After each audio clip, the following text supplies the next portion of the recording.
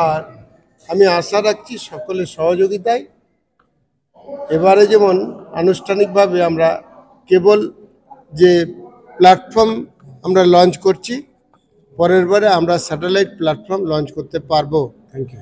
মূল উদ্দেশ্য একটা পজিটিভ ভাইব তৈরি করা, বিশেষ করে বাচ্চারা 3 বছর থেকে 10 বছর বাচ্চারা সাধারণত এই টিভির নিচে থাকতে বাধ্য হয় আমাদের বিভিন্ন কর্মের জন্যে, এবং সবসময় নেগেটিভ দেখে তার একটা অনুভূতি আসে 10 বছরের মধ্যেই গোটা পৃথিবীটা যেন খারাপ, তাই মা বাবাকেও সে বিশ্বাস করতে পারে না।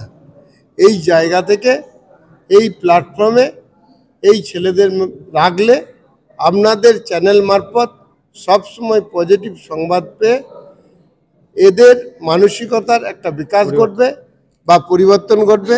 আগামী দিনের শিশুর ভাবনার পরিবর্তন ঘটাতে পারবে এই প্ল্যাটফর্ম, আমি নিশ্চিত।